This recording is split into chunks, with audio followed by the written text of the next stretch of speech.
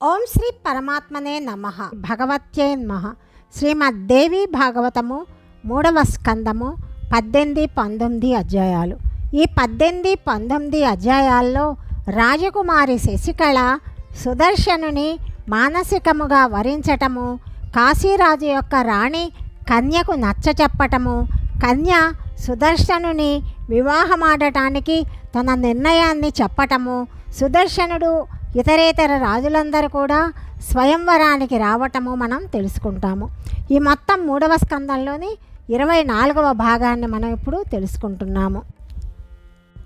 తన చెలికత్తెలతోటి ఉపవనములో విహరిస్తున్న శశికళకు భరద్వాజ ఆశ్రమము నుండి వస్తున్న ఒక బ్రాహ్మణుడు కనిపిస్తాడు. అప్పుడు శశికళను చూసి ఆ బ్రాహ్మణోత్తముణ్ణి శశికళ అడిగిన ప్రశ్నలకు సుదర్శనుడు అనే గొప్ప వ్యక్తి ఉన్నాడని, అతని సుగుణాలని, అతని సౌందర్యాన్ని ఎంతో వర్ణించి అతను నీకు తగిన భర్త అని చెప్తాడు. ఆ తర్వాత రాజకుమారి ఏం ఆలోచించిందో మనం వ్యాసుడి ద్వారా తెలుసుకుందాము. వ్యాస మహర్షి ఇలా చెప్తున్నాడు. బ్రాహ్మణుడు చెప్పిన దానిని విని సౌందర్యవతి అయిన శశికళ మనస్సులో ప్రేమధార ఉప్పొంగింది. ఆ బ్రాహ్మణుడు అక్కడి నుండి వెళ్ళిపోయాడు. సుదర్శనుని ఎడల శశికళకు మొదటి నుండి ప్రేమ ఉండనే ఉన్నది. ఆ ప్రేమోద్వేగము మరలా అధికమైంది. ఆమె ఎంతో ఉద్రిక్తురాలు అయిపోతున్నది. శశికళ తనకు ప్రియమైన ఒక చెలికత్తెతోటి ఇట్లా చెప్తున్నది.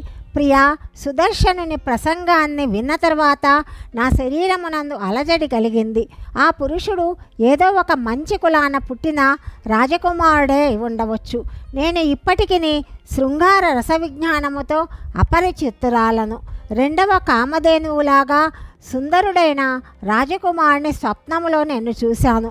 అప్పటి నుండి విరహవేదనతోటి మిక్కిలి వ్యాకులతకు లోనవుతున్నాను. ఆ జ్ఞాపకాలే కోమలమైన నా మనస్సును పీడిస్తూ ఉన్నాయి. సఖి, ఇప్పుడు నా శరీరమునకు శీతల చందనము విషంలాగా, పుష్పమాల సర్పములాగా, చంద్రుని శీతల కిరణములు అగ్నిలాగా బాధాకరమవుతున్నాయి. రాజభవనము, ఉద్యానవనము, పర్వతము ఏ స్థలమునందు కూడా నా మనస్సుకు శాంతి లభించుటలేదు. పగలునందు కానీ రాత్రులందు కానీ సుఖసాధనములలో ఏది కూడా నాకు సుఖాన్ని ఇవ్వటం లేదు. సుందరమగు శయ్య, తాంబూలము, గానము, వాద్యములు వీటిలో దేని వలన కూడా నా మనస్సుకు సంతోషము చేకూరటం లేదు. ఏ వస్తువు కూడా నా కనులకు తృప్తిని కలిగించటం లేదు. రాజకుమారుడున్న వనాలకి పోవాలి అన్న కోరిక కలుగుతున్నది. కానీ వంశప్రతిష్ఠ అను భయము నన్ను పిరికిదానిగా చేస్తున్నది. ఇదే కాకుండా నేను నా తండ్రి అధీనములో ఉన్నదాన్ని. ఏమి చేస్తాను? నా తండ్రి ఇంకా స్వయంవరాన్ని ప్రకటించడానికి సంసిద్ధుడుగా లేదు. స్వయంవరము జరిగితే నేను రాజకుమారుడకు సుదర్శనుని ఎందే కోరిక కలదని ప్రకటిస్తాను. అధిక సంపదలు కలిగిన వేలాది రాజులు ఉన్నారు.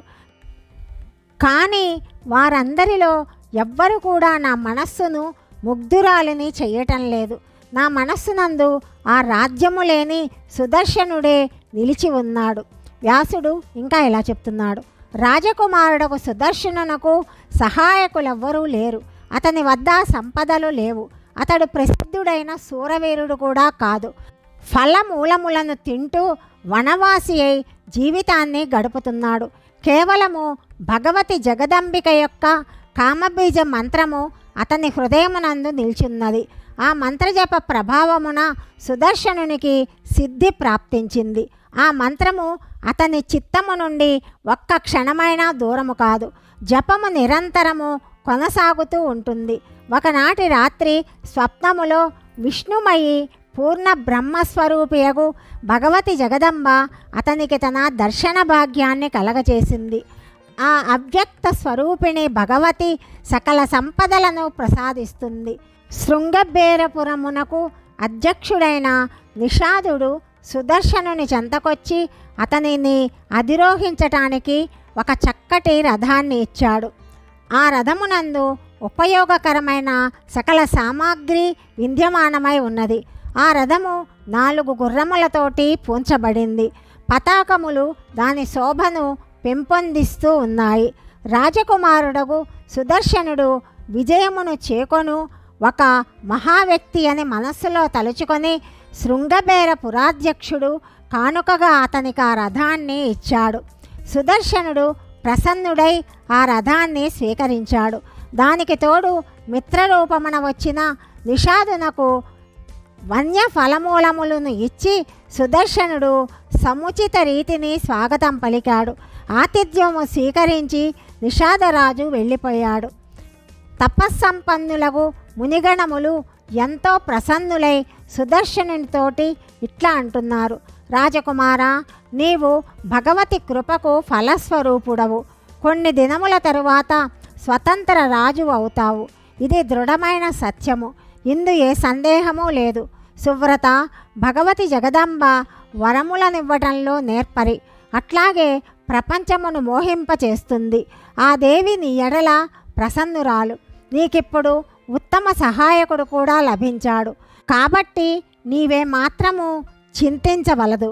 దాని తరువాత ఉత్తమ వ్రతపాలకులకు మునేంద్రులు మనోరమతోటి ఇట్లా చెప్తున్నారు: సుముఖి, ఇప్పుడు నీ కుమారుడు ఈ భూమండలమునకు చక్రవర్తి అవుతాడు. మునుల వచనములు విని మనోరమ్మ చెప్తున్నది: మహానుభావులారా, మీ వచనములు సఫలమగుగాక. ఈ కుమారుడు మీకు సదా సేవ చేస్తాడు. శ్రేష్టమైన ఉపాసన ప్రభావమున ఎంతటి విచిత్ర ఘటననైనా సంభవము కాకుండా ఉంటుందా?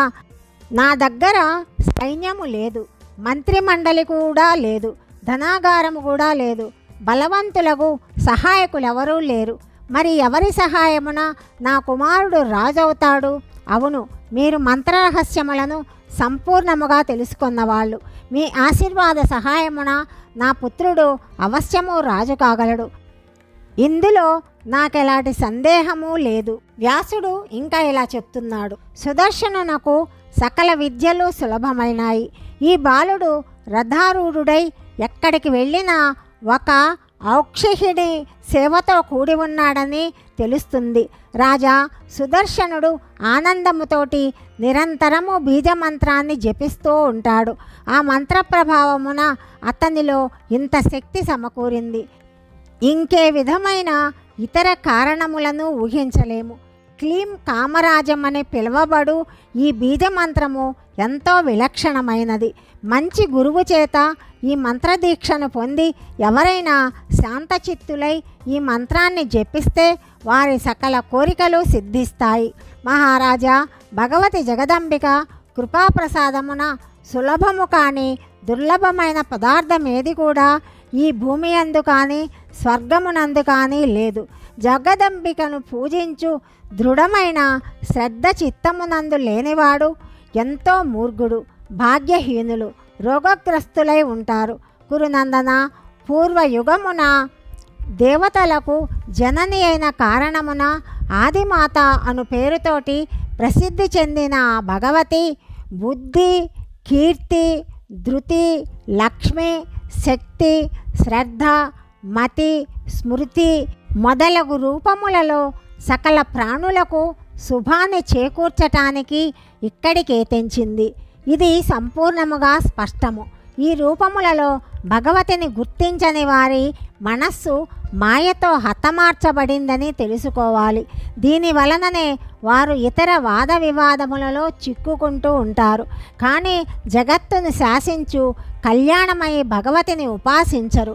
బ్రహ్మ, విష్ణు, మహేశ్వరుడు, ఇంద్రుడు, యముడు, కుబేరుడు, వాయువు, అగ్ని, త్వష్ట, పూష, అశ్విని కుమారులు, భగుడు, ఆదిత్యుడు, వసువులు, రుద్రుడు, విశ్వదేవులు, మరుద్గణములు వీరందరూ కూడా సృష్టి పాలన సంహారములయందు నిపుణులకు దేవగణములు ఆ భగవతి జగదంబికను ధ్యానిస్తారు.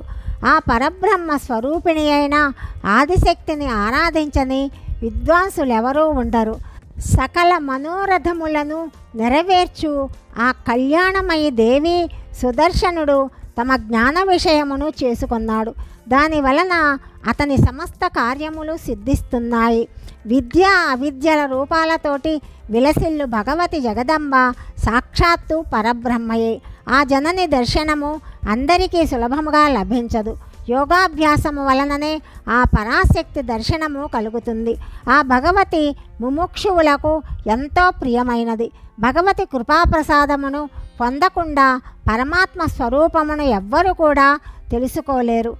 3 విధముల సృష్టిని వ్యవస్థీకరించు సమస్త శక్తిని తనలో చూపించే ఆ భగవతిని మనస్సులోనే చింతన చేస్తూ సుదర్శనుడు వనములలో నివసిస్తున్నాడు. ఆ సమయమున రాజ్యప్రాప్తి కంటే కూడా అధిక సంతోషాన్ని అతడు అనుభవిస్తూ ఉన్నాడు. శశికళ స్వయంవరము గురించి తదుపరి భాగంలో తెలుసుకుందాం. సర్వం శ్రీకృష్ణార్పణమస్తు.